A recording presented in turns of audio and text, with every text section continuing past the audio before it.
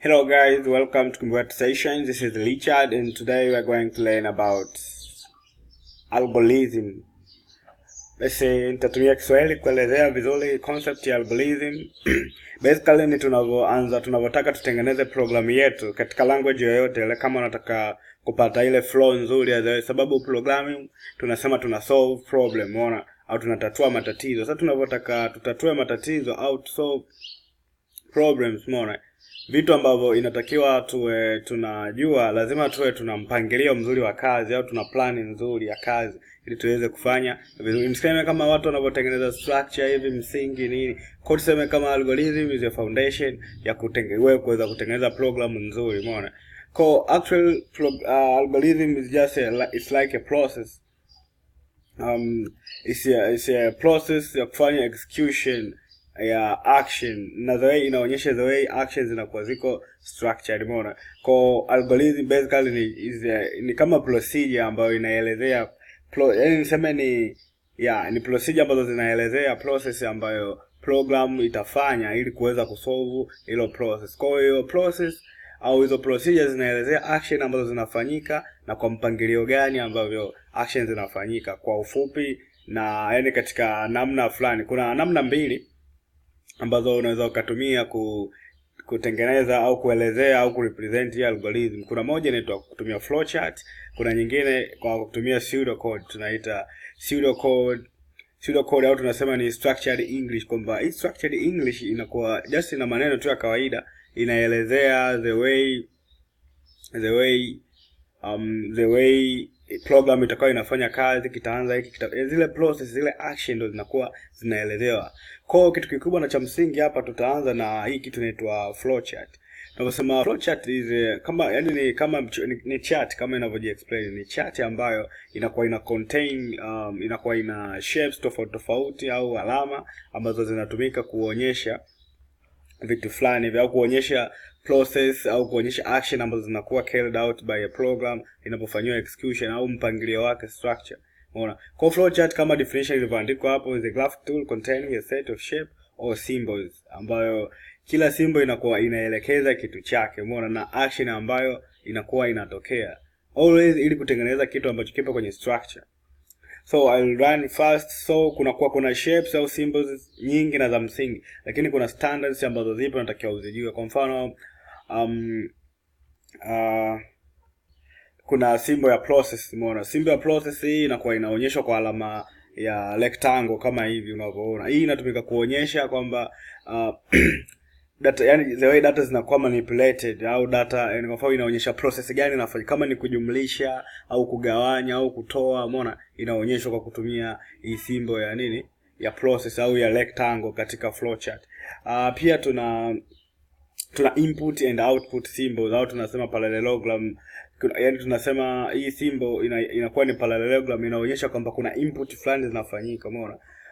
Inakuwa entered au input zinakuwa zinatoka nje. Kwa hiyo tunatumia symbol ya parallelogram kama inavyoonekana hapa katika kuonyesha value fulani, umeona. Pia tuna symbol ya decision ambayo inakuwa ni diamond, inakuwa alama ya diamond kuonyesha kwamba decision fulani inafanyika, either tu yani kuna alternative, umeona. Kwa ukisha kama hapa unavyoweza ona kuna no, kuna yes. Kwa hiyo inaonyesha alternative au kule kimaamuzi kwamba program ikifanya hivi basi kama ni no iende hivi, kama ni yes iende hivi. Kwa hiyo inaonyesha decision kwamba program yetu iende hivi au iende hivi, umeona. Ndio hapa nasema if A is not equal to B then take the no branch. So hiyo ndo maana symbol hii ya diamond inakuwa inamaanisha hii hapa hii. Okay, so preparation symbol au initiation, hii tunatumia hexagon yani tuna initialize. Sometimes tunavyotengeneza program tutaona kwamba tuna baadhi ya value tunazi initiate kabisa ili kuweza kusolve tatizo vizuri, au tunaweza kwa mfano kama hapa anasema initialize, yani ukishaweka tu hexagon unakuwa unasema let's say c equals to 0 au vipi, yani ili kuonyesha kwamba tuna initialize kitu fulani, yani tunakuwa tumeshakiandalia memory, sawa.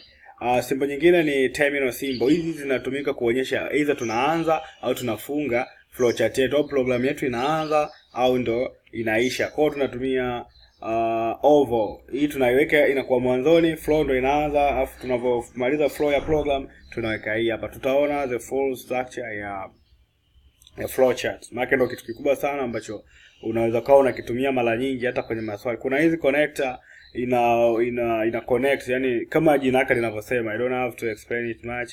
Ina connect process labda na kitu fulani, unaona. Okay. Line indicated, line that indicates the flow of lines. Kwa sasa hii inaonyesha the way program ina move kutoka sehemu moja kwenda sehemu nyingine, kwenda wapi. Okay, so the next symbol will be, okay, then pia tuna, so how tunatengeneza flowchart. Flowchart inakuwa yani inategemeana na the way program yako ilivyo, umeona. Kwa the way program yako ilivyo, au tunasema lile tatizo ambalo tunalisolve linahitaji nini, umeona, ndio the way tunaweza tukatengeneza flowchart yetu. Kwa mfano kuna sequence, kuna selection, au hizo conditional repetition. So inategemeana kama tatizo letu halina sehemu branches au halina sehemu ya kumake decision, au let's say program yetu inafanya looping, inafanya iteration, inaweza kutusababisha sisi tuwe tuna mionekano tofauti ya flowchart ambazo tutatumia kusolve hilo tatizo, umeona. Kwa mfano tukija kwenye sequence, flowchart yake direct inakuwa inaenda hivi. Start, imefanya process 1, process B, imeisha. So hii ni sequence, haina mzunguko, haina repetition, haina sehemu ya kufanya definition. Ndio kama unaweza ona simba ambazo zimetumika ni chache tu, zile za kuterminate au kuinitiate. Kuterminate, let's say hizi za process afu imemaliza. Iko sequence tu, haina zile branches, haina repetition. Kwa lakini tuachane kwanza na hapo, tuje tuone mfano wa condition. Kwa mfano wa program au flowchart ambayo inakuwa na condition, inakuwa design. Let's say kuna process hapa inatokea. Process inatokea. Kama kuna condition, unaona hii diamond hapa inaashiria let's say huku ni yes, huku no. Kwa kama no, itaendelea ku execute huku. Kama ni yes, kama no itakuja huku. Kwa hivyo hii ni structure ya flowchart ikiwa ina condition au ina selection. Maana yake tunasema ina decision.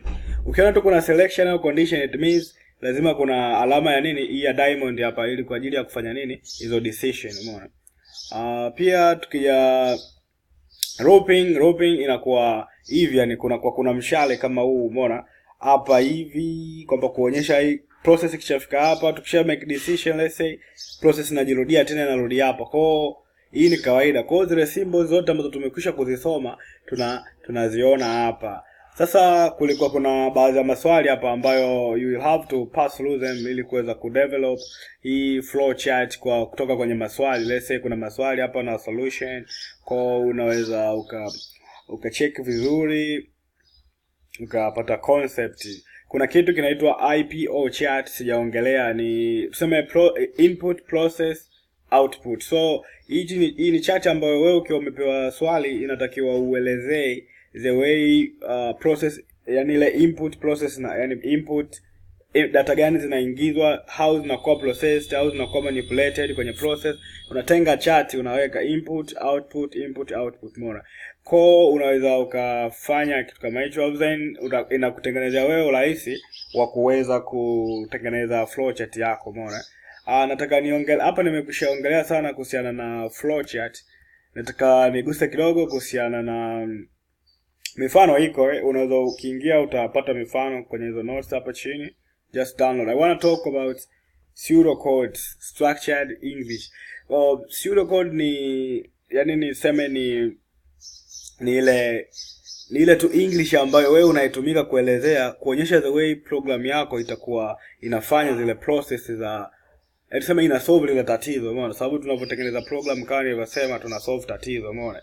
Kwa sasa hii pseudocode inakuwa ni just unaandika tu kwa maneno ya kawaida Kiingereza ambacho kipo straight, ambacho kinaonyesha jinsi gani steps za kuweza kukamilisha program yako zitafanya kazi, umeona.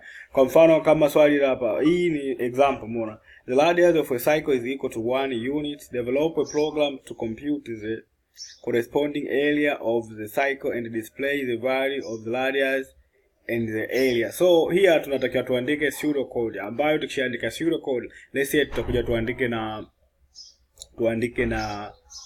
tuandike na hiyo flowchart, tuchore flowchart. Kwa hiyo utakachoanza unaandika tu kwa maneno kama ilivyoonyeshwa hapa. Begin, set y equals to r, let's say your r ndo radius, set value of pi, vitu vingine ambavyo wewe mwenyewe unafikiria utafanya. Multiply b with r then with pi.